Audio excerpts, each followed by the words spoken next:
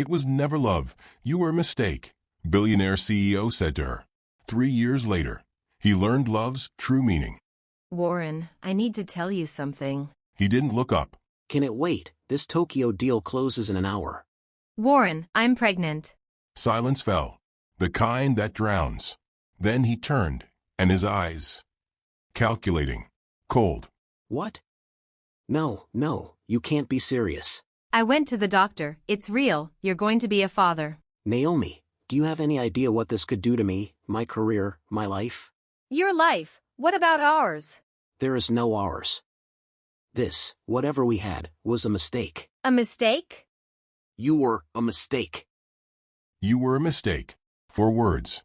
That's all it took to shatter Naomi Rivers' world into 1,000 irreparable pieces. But here's what Warren Hayes didn't know that rainy October night. 3 years later, he'd be on his knees, begging for a chance to meet the daughter those 4 words had created.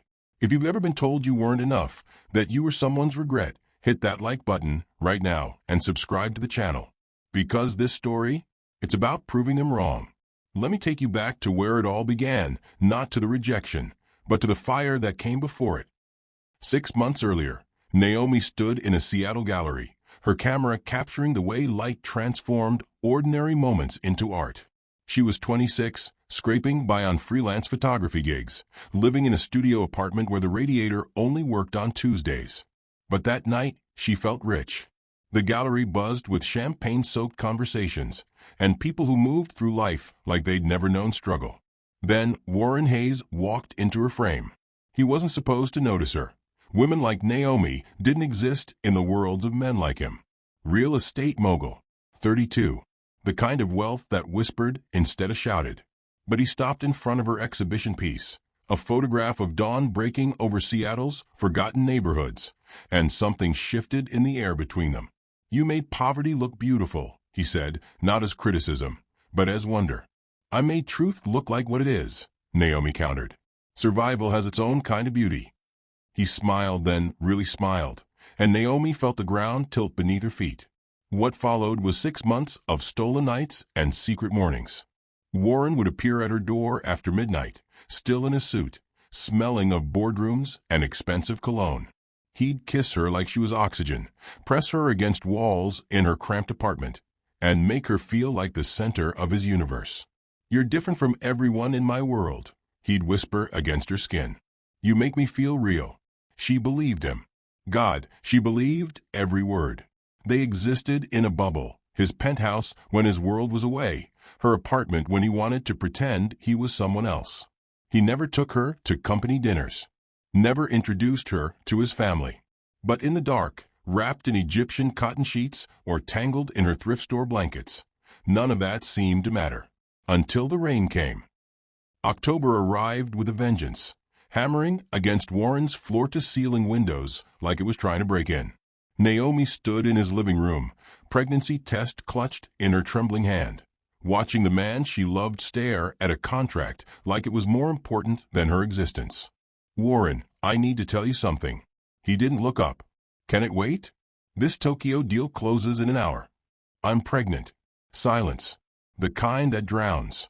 Then he turned, and his eyes, those eyes that had once looked at her like she hung the moon, were empty, calculating, cold. Are you certain it's mine? The accusation landed like a physical blow. Naomi's breath caught, her vision blurring. There had been no one else. Not from the moment he'd first touched her hand at that gallery opening and made the rest of the world disappear. How dare you? We both know I'm not the only man in Seattle, Naomi. His voice was surgical, designed to cut deepest. You're beautiful, ambitious. Who's to say where you've really been spending your time? Something inside her chest cracked clean through. This wasn't the man who'd worshipped her body in the dark. This was a stranger wearing his face, speaking words crafted to destroy. You know that a lie. Her voice steadied, ice forming over the wound. You know there's been no one but you. What I know is that this conversation is over. Warren moved to his bar, poured scotch like they were discussing weather. I'll have my attorney draft something. A reasonable settlement. You sign an NDA, we both move on. Move on. Like she was a problem. like their child was a complication to be managed with lawyers and money. "You were a mistake," he said, still not looking at her. A pleasant distraction that ran its course. Naomi set the pregnancy test on his pristine desk, right on top of his precious Tokyo contract. Her hands were steady now, eerily calm. "Keep your money, Warren. Keep your perfect life." She walked toward the door, spine straight, head high. "But know this, I will raise this child so beautifully, so full of love, that one day when you realize what you threw away, it will haunt you." She left. The rain swallowed her tears before they could fall. Portland had become Naomi Rivers's quiet salvation. The city's rhythm was slower than Seattle's, a little softer, a little kinder. Morning mist clung to the rooftops like unspoken promises, and by the time the sun rose, Naomi was already at her desk, coffee steaming beside her laptop as she managed event schedules and floral mock-ups for clients who had no idea how much grit it had taken to build her business. 3 years ago, she'd been nothing more than a broken-hearted photographer trying to pay rent on a one-bedroom apartment.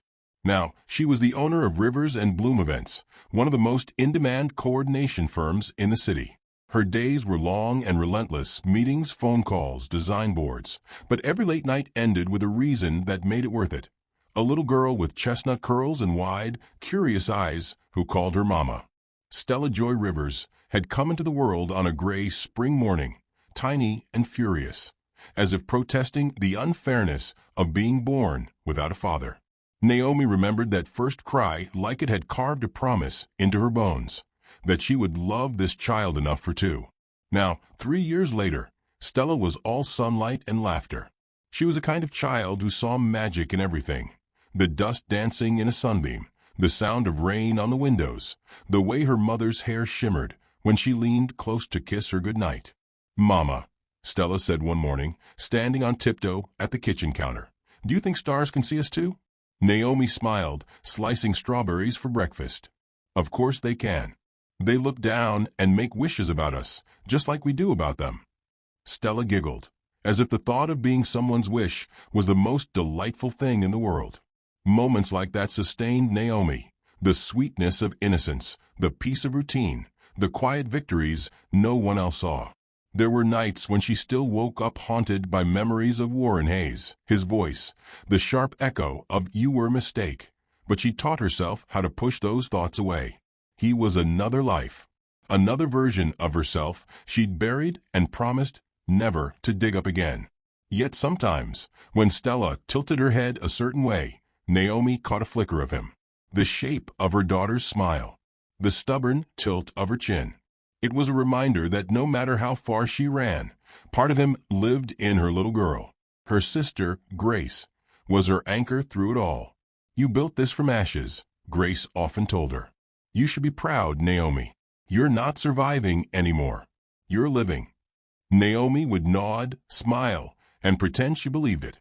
But late at night, when Stella was asleep, she sometimes scrolled through the photos on her phone, birthdays, park picnics, holiday mornings, and felt the quiet ache of what was missing.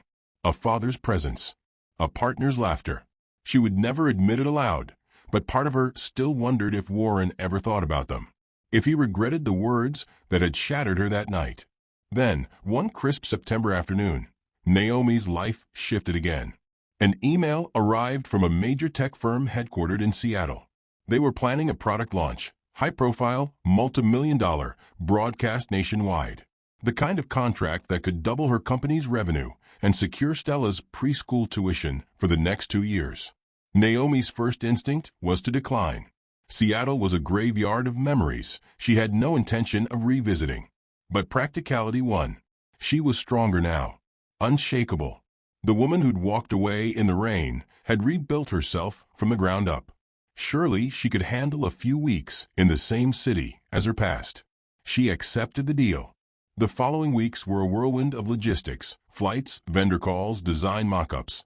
But beneath the professional focus, Naomi felt the unease growing like a shadow at the back of her mind. The last time she'd walked Seattle streets, she'd been pregnant and terrified. This time, she'd return as the woman who'd survived him. On the morning of her flight, Stella clung to her at the airport gate. "You'll come back soon?" "Of course, baby." Naomi kissed her forehead, breathing in the faint scent of strawberries and shampoo. 3 weeks, and then I'm home. Be good for Aunt Grace, okay? Stella nodded, but her small hand lingered in Naomi's until the last possible moment. When the plane lifted off, Naomi stared out the window as the clouds swallowed Portland below. Somewhere between the layers of gray sky, she whispered to herself, "This time, I won't break." But fate had its own plans. Seattle hadn't forgotten her, and neither had Warren Hayes. She built a new life from the ashes of heartbreak, but destiny had other plans, and they waited for her in the city she swore she'd never return to. If you've ever had to face your past to protect your peace, hit that like button right now and subscribe to the channel, because what happens next will test everything she's rebuilt. Seattle hadn't changed, but Naomi had. The skyline still glittered like ambition wrapped in glass, and the rain still fell in delicate threads that blurred everything it touched. But as Naomi stepped out of her cab and onto the slick pavement outside the conference venue, she no longer felt small beneath its weight. The city that had once broken her heart would not break her again. She walked into the hotel ballroom with quiet confidence, clipboard in hand, directing floral arrangements and lighting setups with the ease of someone who had rebuilt her life one detail at a time. The air buzzed with the energy of preparations for the upcoming tech launch, a project that would put her company's name in every major publication in the region. Still, there was a hollow place inside her. Every street corner, every skyline silhouette carried whispers of a past she had buried too deep. She told herself it was just business. 3 weeks. Then home. But on the 4th day, fate came to collect what she owed. It happened at the venue inspection, a mid-morning walkthrough with the hotel's event manager. Naomi stood by the stage, reviewing layout notes, when a voice behind her froze her blood. Naomi. Her pen slipped from her fingers. She turned slowly, heart pounding in her throat. Warren Hayes stood just a few feet away. He looked different, leaner, the sharp edges of success softened by something else, something like regret. His suit was perfect as always, but his eyes told another story. Tired eyes. Searching eyes. For a moment, neither of them spoke. The air between them was thick with unfinished sentences. "Warren," she said finally, her tone professional, cold, controlled. "Small world. You're back in Seattle." His voice was rough, almost disbelieving. "For work," she said, keeping her gaze on the clipboard. "I'm coordinating this launch." He stepped closer, the scent of his cologne, a mix of cedar and memory, filling the space between them. "How long are you here?" 3 weeks. She turned slightly, enough to re-establish distance. "If you'll excuse me, I have a meeting." "Wait." His hand twitched at his side, as if resisting the instinct to reach for her. "Naomi, please. There's so much I need to say." "There's nothing left to say." Her words cut clean, though her chest ached. "What happened between us was a lifetime ago. I moved on." "I haven't." The confession slipped out, quiet and raw. She looked at him, then really looked, and hated that part of her still felt the pull. "Then that's your problem," she said. "Not mine." The venue manager returned just in time to save them both from imploding. Naomi gave brisk instructions, packed her folder, and walked away before the tremor in her hands could betray her. It wasn't until she reached the parking lot that the tears burned her eyes. She gripped the steering wheel until her knuckles whitened and whispered, "You will not fall apart for him again." But fate was not finished yet. 2 days later, it happened again, this time at a cafe near Pike Place Market. Naomi sat across from a client mid-discussion about floral centerpieces when she sensed him before she saw him. The soft scrape of a chair, the unmistakable timbre of a voice she'd tried to erase from her dreams. "Naomi." Her stomach twisted. Her client excused himself to take a call, and Warren slid into the empty seat like a ghost reclaiming his place in her story. "This is harassment," she said quietly, her voice like sharpened glass. "I saw the photos," he said, breath unsteady. "On your Instagram. The little girl with the curls." His eyes searched hers. "She has my eyes." The world narrowed to a pinpoint. Her pulse roared in her ears. "You're mistaken," she said flatly. "Don't lie to me." Not about this. His voice cracked. Is she mine? Do I have a daughter? Naomi leaned forward, the fury rising now, molten and cold at once. You had a chance to be a father. You looked me in the eye and called me a mistake. You made your choice, Warren. Live with it. I was an idiot, he said, voice trembling. I was scared and stupid, and I destroyed the best thing that ever happened to me. But if she's mine, I have a right. You have no rights. Her words landed like stones. You forfeited them the moment you questioned me, the moment you chose your pride over decency. Warren's jaw clenched, but the tears in his eyes betrayed him. Please. I just want to meet her. To try. There is no trying, Naomi said, rising from her chair. There's only forward. And my daughter and I are moving forward without you. Her hand trembled as she reached for her purse. Her name is Stella, she added, voice low, breaking despite her resolve. She's 2.5. She loves strawberries, hates broccoli, and asks about her father sometimes. And you know what I tell her? That some people aren't ready to be parents, but she's loved enough that it doesn't matter who's missing. Warren's breath hitched, his expression collapsing under the weight of truth. Naomi.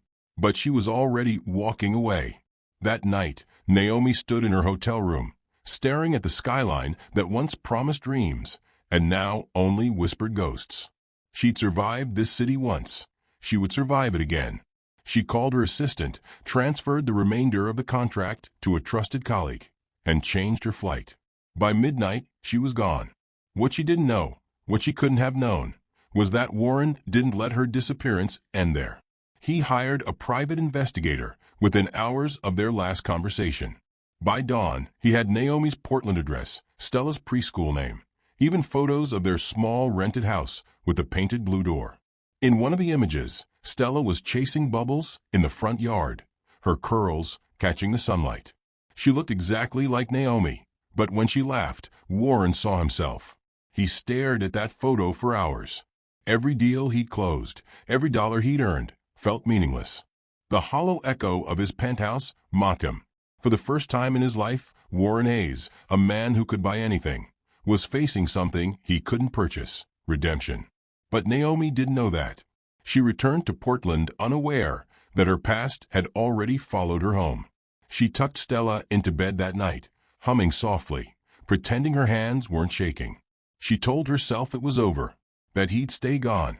And for a little while, she believed it. Until the call came. Ms. Rivers, said the trembling voice on the other end of the line. Your daughter collapsed at preschool. She's at Providence Hospital. Come immediately.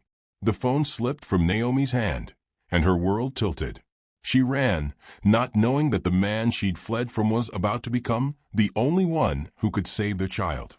In that single moment, her world shattered, and the man who once called her a mistake was the only one who could save her daughter's life.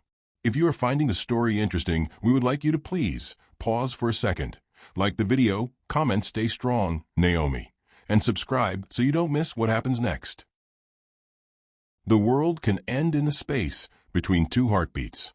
Naomi Rivers had always believed she could handle anything life threw at her, until the phone call that shattered her world. One moment she was sorting invoices, half listening to music in the background. The next, her knees gave out as the preschool director's voice crackled through the receiver. Ms. Rivers, your daughter collapsed at preschool. She's at Providence Hospital. Come immediately. Naomi didn't remember the drive, just the sound of her own heartbeat, deafening and ragged, and the way the traffic lights seemed to blur together like streaks of panic. By the time she reached the hospital, her hands were shaking too hard to sign the admission forms. A nurse guided her down the hall, speaking in that calm, practiced tone reserved for people whose lives were unraveling. Naomi caught only fragments. Collapse suddenly, tests underway. Awaiting pediatric oncology. Oncology. Her world tilted. When she reached the small hospital room, Stella looked impossibly small, dwarfed by the bed and tangled in tubes. Her curls were flattened against her forehead, her little hand limp beside the 4-line.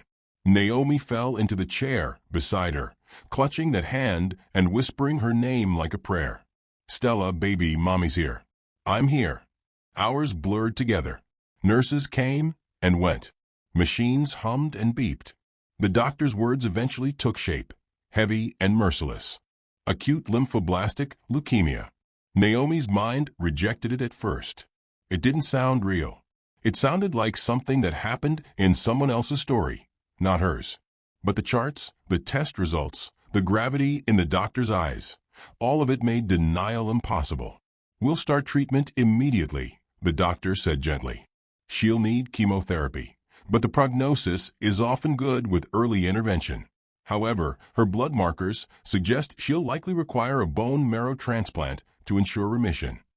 Naomi gripped the armrest of the chair until her knuckles turned white. "I'll do it. Test me." The test came back negative. She wasn't a match. For the first time in years, Naomi felt truly powerless.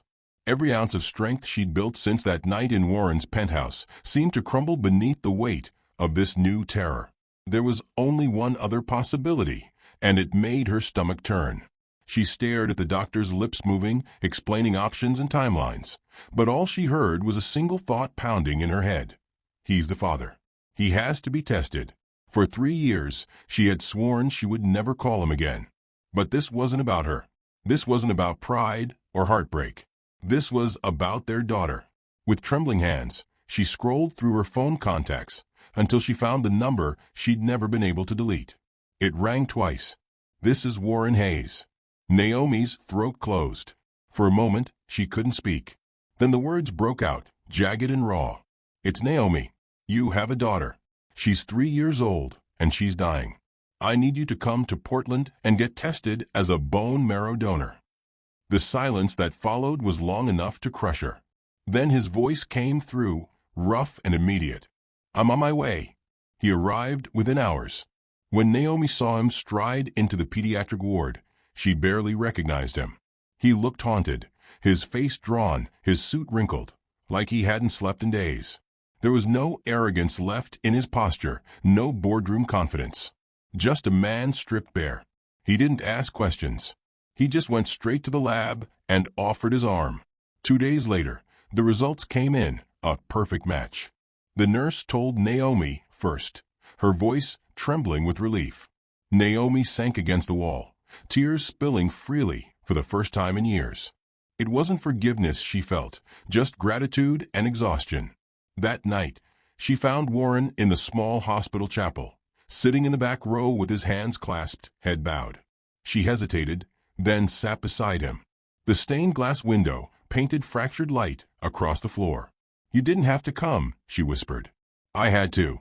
His voice was low, steady, but full of ache. "When you called, I thought maybe this is my chance to do something right." "This isn't about redemption," she said, the words sharp but softening. "This is about saving Stella's life." "Our daughter's life," he corrected quietly. She didn't respond. Didn't need to. The morning of the procedure, Naomi brought him to Stella's room. The child stirred weakly, blinking up at the man standing in the doorway. "Mama, who's that?" Naomi's chest tightened. "This is Warren's sweetheart," she said softly. "He's your daddy. He's going to help make you better." Stella's eyes widened, the tiniest smile flickering across her pale face. "Really? I have a daddy." Warren's voice broke. "Yes, you do," he said, kneeling beside her bed. "And I'm so sorry it took me this long to meet you." Naomi turned away, tears slipping silently down her cheeks. The transplant went smoothly. Warren stayed in the hospital for days afterward, refusing to leave until the doctors assured him Stella's body had accepted the marrow. He read her stories, brought her crayons, and learned the details Naomi had guarded like treasures. That she loved strawberries, hated broccoli, and wanted to be an astronaut. He memorized every giggle, every sleepy goodnight. And Naomi watched, uncertain. There was a tenderness in him now she had never seen before, a gentleness that no amount of money or power could fake. When he looked at Stella, there was reverence. When he looked at Naomi, there was remorse. One evening, after Stella finally drifted to sleep, Warren found Naomi in the hallway outside the room. The fluorescent lights painted soft shadows across her face. "I need to tell you something," he said, "about why I did what I did 3 years ago." Her posture stiffened. "Don't." You deserve the truth. So he told her everything. About the blackmail. About his ex-fiancée threatening to expose his father's medical research, endangering patients and destroying lives unless he ended things with Naomi. About choosing duty over love, cowardice over courage. Naomi listened in silence.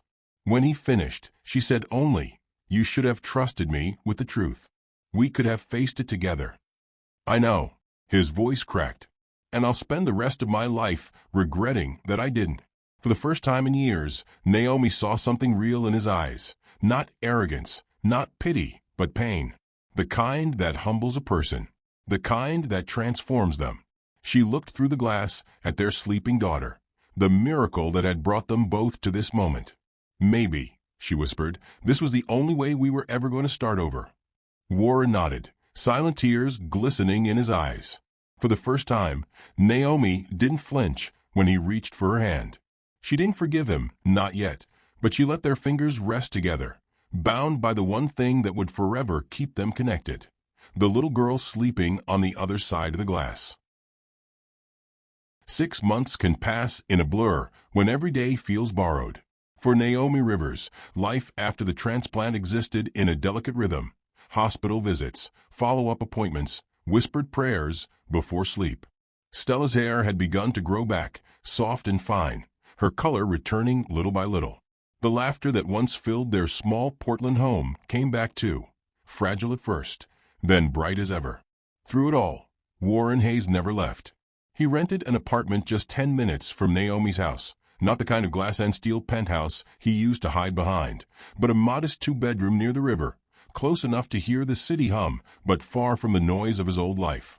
His company continued without him, run by executives who emailed daily reports he rarely opened. The man who'd once lived by the clock now lived by his daughter's heartbeat. At first, Naomi resented it.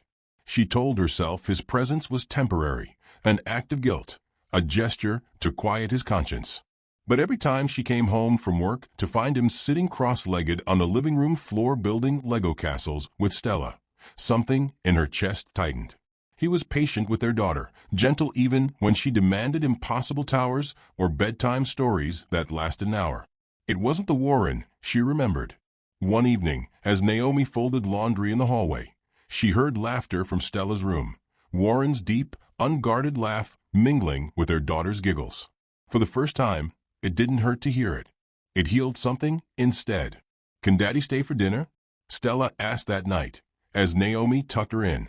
Naomi hesitated. Warren stood in the doorway, waiting, not assuming, not intruding. She nodded once. Just tonight. But one dinner turned into 2. Then into Sunday breakfasts. Then into a quiet pattern that neither of them dared to name. They didn't talk about the past, not yet. The wounds were still tender, and Naomi had learned that forgiveness couldn't be rushed. But she couldn't ignore what she saw now, Warren showing up every day, without excuses or fanfare. Sometimes she caught him watching her, not with desire, but with the kind of reverence that comes from loss. One rainy afternoon, Naomi invited him to join her and Stella at the park. Stella ran ahead toward the swings, squealing as the first drops fell. Warren held the umbrella over Naomi, their shoulders brushing. "Do you ever think," he asked softly, "that some storms come back just to see if we're stronger than before?" Naomi looked up at him, rain glinting on his eyelashes. "Maybe," she said. "Or maybe they just remind us how far we've come." They didn't speak for a while after that. The silence between them wasn't awkward anymore. It was full of understanding. Weeks later, Naomi found herself standing outside the family court building, her hands trembling around a stack of papers. Not custody battles, agreements, mutual consent, shared decisions. It wasn't about control. It was about building something stable for their daughter. Inside, the judge reviewed the forms, his tone gentle. "You've both agreed to joint custody?" Naomi glanced at Warren. "Yes," she said. "We're not fighting. We're just learning to be a family." The judge smiled faintly. "That's rare. Good luck to you both." When they left the courthouse, Warren stopped her on the steps. "Thank you," he said quietly, "for giving me this chance."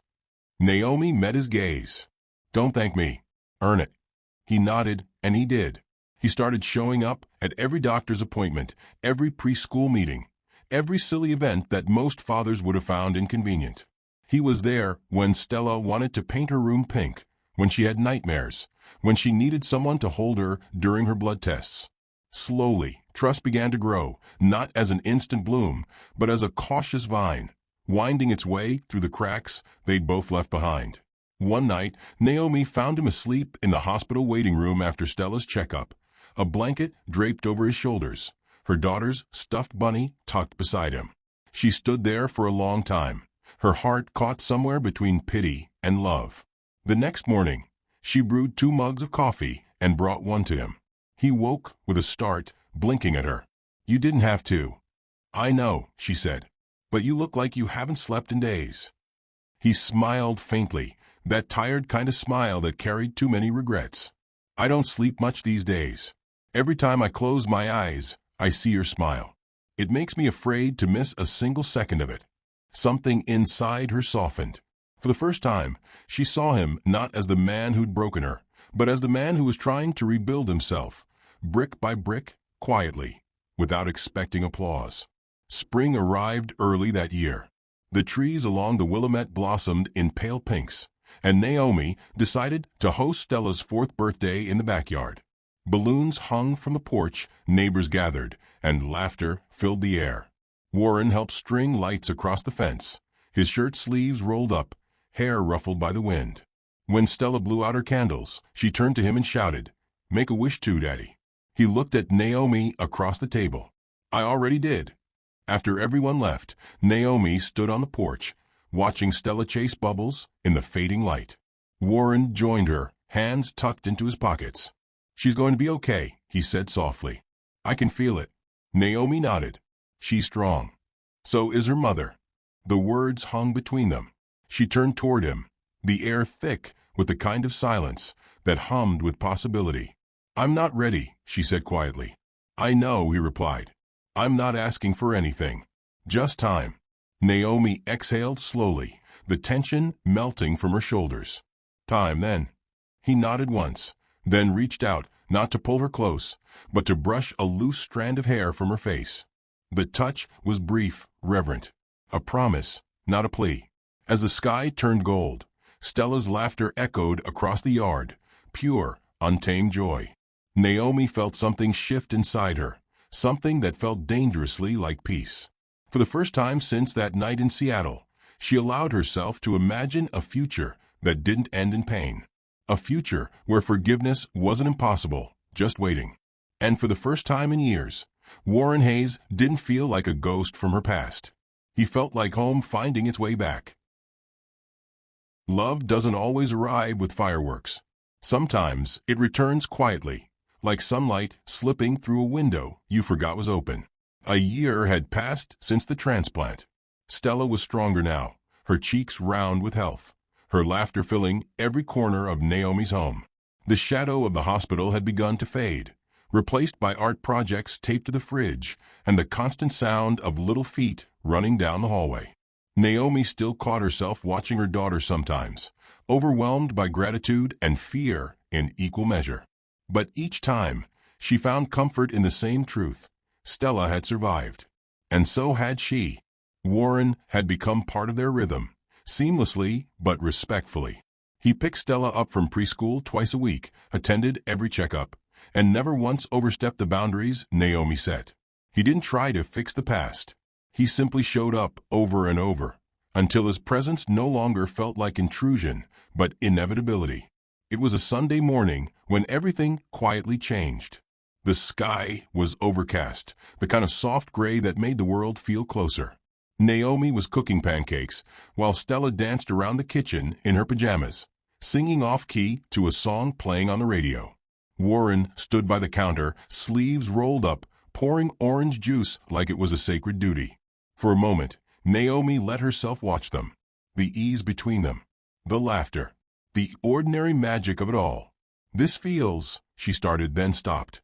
"Right," Warren finished, smiling softly. She didn't answer, but she didn't look away either. Later that afternoon, they took Stella to the coast. The wind whipped through her curls as she chased the tide, shrieking with joy. Naomi stood back, arms folded, her scarf fluttering in the salt breeze. Warren joined her, hands in his pockets, eyes on the horizon. "She's fearless," he said. "She had to be," Naomi replied. "Life didn't give her a choice." He glanced at her, then really looked at her. "Neither did you." Naomi smiled faintly. "I was terrified every day. I just didn't have the luxury of showing it." "That's what strength is," he said. "Doing it anyway." They fell into silence again, the sound of waves crashing filling the spaces words couldn't reach. When Stella finally ran back toward them, dripping wet and radiant, she grabbed both their hands. "Can we build a sand castle together?" Naomi hesitated, then nodded. And just like that, the three of them knelt in the sand, Stella directing, Warren shaping towers, Naomi carving windows with a stick. It wasn't perfect, but it was theirs. When Stella ran off to find seashells, Warren stayed kneeling beside Naomi. "You know," he said quietly, "I used to think love was control, that if I planned everything, nothing could hurt." "And now?" she asked. He looked out at the sea. "Now I know love's just showing up, even when you've already failed. Especially then." Naomi's chest tightened. "You did fail me, Warren." "I know," he said, "and I'll carry that for the rest of my life." She nodded slowly. "But you didn't fail her." Their eyes met then, honest, unguarded. It wasn't forgiveness exactly, not yet. But it was something deeper. Understanding. That night, after putting Stella to bed, Naomi stepped onto the porch. The sky above was clear for the first time in days. Stars scattered like tiny hopes across the dark. She didn't hear him approach, but she felt it when he stopped beside her. "I wanted to tell you something," he said quietly. She turned. "Go on." "When you called me that night, I thought you were giving me a second chance to save my daughter. But you gave me something bigger. You gave me a reason to become a man worth saving." Naomi's eyes glistened. "Warren, I'm not asking for us to go back," he said quickly. "We can't. But maybe we can build something new, from truth this time, not guilt." The porch light caught his face, and for the first time since the night he broke her heart, Naomi didn't see the man who'd hurt her. She saw the man who'd healed her daughter, the man who'd stayed. She reached for his hand, fingers threading through his. The gesture was simple, steady. "You already started building it," she whispered. He exhaled shakily, a quiet laugh escaping him. "Does this mean I can come over for Sunday pancakes again?" Naomi smiled, small but real. "You never stopped." They stood there for a long time, hands entwined, the soft ocean wind carrying the faint sound of Stella's laughter from her bedroom window. When Naomi finally looked at Warren, she didn't see regret anymore. She saw love, the kind that had been tested by fire and come out gentler, steadier, true. She thought back to that night years ago, to the rain pounding against glass, and the man who told her she was a mistake. And she realized something. He hadn't just learned love's true meaning, so had she. Because love wasn't perfection or promises whispered in candlelight. It was this, standing beside the person who once broke you, not because you forgot the pain, but because you both chose to grow beyond it. Inside, Stella stirred in her sleep, murmuring a dream. Naomi and Warren turned at the same time, their hands still linked, the same thought crossing both their minds. They had survived the storm. And now at last they had found home again. He once called her a mistake, but she became his reason to live. Because sometimes love's greatest miracles come after its deepest wounds.